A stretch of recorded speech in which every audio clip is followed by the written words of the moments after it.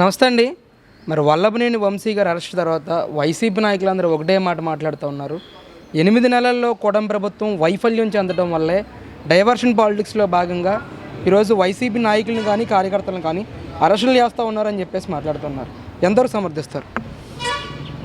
అరెస్టులు అసలు ఎట్లా చేస్తున్నారండి? వైసీపీ గవర్నమెంట్ మళ్ళీ అరాచకంగా గోళ్ళ దూకి ఏం చేయలేదుగా, తలుపులు బద్దలు కొట్టి ఏం చేయలేదుగా, ఒక మహిళగా బట్టలు మార్చుకోవటానికి కూడా అవకాశం ఇవ్వకుండా తీసుకెళ్ళి ఆ పని అరెస్టులు ఏం చేయలేదుగా, అమరావతి మహిళలను కానీ రైతులను కానీ చేసిన అరాచకం ఏం చేయలేదుగా బాబు గారు. అసలు వంశీ అరెస్టుకు కారణం అసలు ఏంది? అతన్ని అసలు వదిలిపెడటమే తప్పు. అతను చేసిన ఒక ముద్దాయి అయితే కనుక అతన్ని కోర్టుకు పోయి బెయిల్ తీసుకొచ్చిన దాకా బాబు గారు మెలకుండా ఊరుకున్నాడు, బెయిల్ తెచ్చుకున్నాడు, మెలకుండా ఊరుకోవచ్చుగా.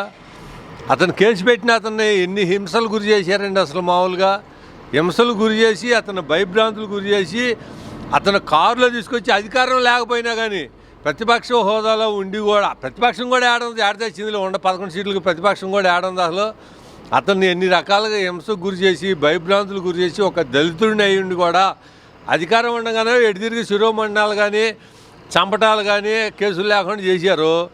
ఇప్పుడు అధికారం లేకపోయినా కానీ అతన్ని అన్ని రకాలుగా బెదిరించి వీడియోలు ఒకసారి కాదు 3 సార్లు అతని దగ్గర నుంచి వీడియోలు తీసుకొని కోర్టులో చెప్పారంటే ఎంత ధైర్యం అండి అసలు అది చేయడానికైనా.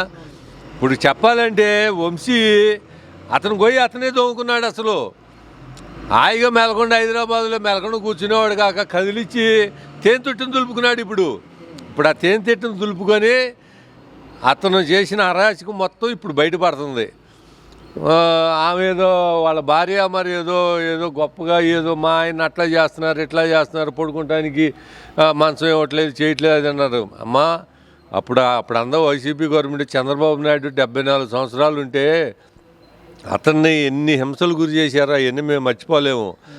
గన్నవరం పార్టీ ఆఫీస్ మీద సాక్ష్యం దేనికి? అసలు పబ్లిక్గా మేము చూసాంగా వీడియోలు కానీ ఏదైనా కానీ కార్లు తగలబెడతాం కానీ దాని మీద ఉన్నటువంటి ఈ వీడియోలు అన్నీ చూసాంగా, ఆఫీసుని తగలబెడతాం కానీ ఏదైనా కానీ.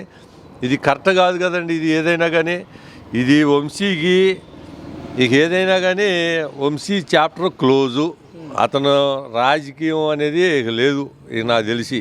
ఎందుకంటే అతను ఒక దేవత లాంటి మహాతల్లిని భువనేశ్వర్ గారిని ఆ మాటలు మాట్లాడటం చాలా తప్పు. మేము భయపడలేము.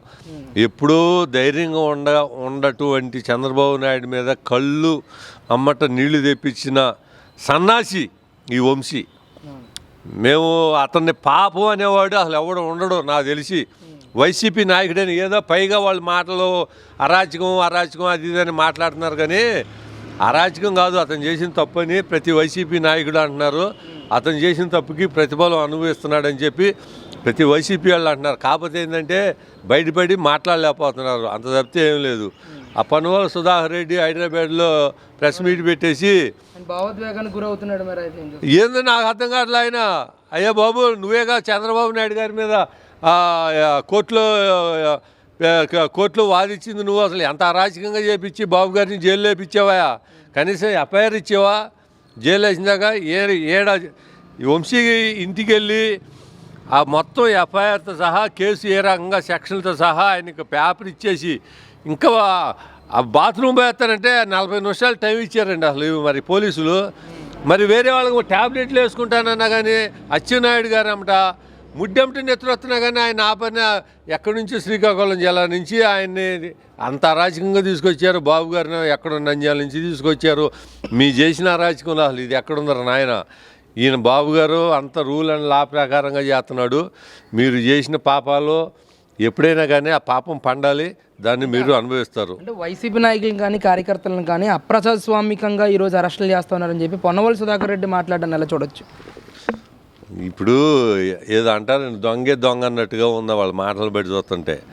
అప్రజాస్వామ్యంగా ఉంటే కోర్టులు ఉండేగా, నిరూపించుకోవాయా? నువ్వు ఒక ప్లేటర్వేగా. అప్రజాస్వామ్యంగా అయితే కోర్టులో నువ్వు అతను తప్పు అని చెప్పి నిరూపించు. నువ్వన్నీ దొడ్డిదారిన సాక్షులను కూడా బెదిరించి ఇన్ని రకాలుగా వాళ్ళని బెదిరించి కేసు లేకుండా చేయాలనేది అది కరెక్టా? మరి అంత ముంగల బెయిల్ తెచ్చుకున్నాడు, మేలకొండ ఊరుకోవచ్చుగా.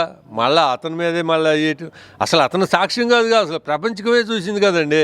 ఆడ గన్నవరంలో ఆ వజాన పార్టీ ఆఫీస్ కానీ కార్లు కానీ తగలబెడతాం కానీ, పట్టాభి గారిని కరెంట్ లేకుండా పోలీస్ స్టేషన్లో ఆయన 3rd డిగ్రీ ప్రయోగించడం కానీ, ఆమె పేరు ఏదో కానీ లేడీని పాపం బట్టలు మార్చుకొచ్చుకుంటాను, నైట్ డ్రెస్లో ఉండను, బట్టలు మార్చుకుంటామంటే ఆమె గారిని కూడా అంత అరాచకంగా జైలుకు పంపించి ఎన్ని బాధలు గురి చేశారండి. అయినా కానీ బాబు గారు కక్ష సాధింపు ఏం చేయట్లేదే.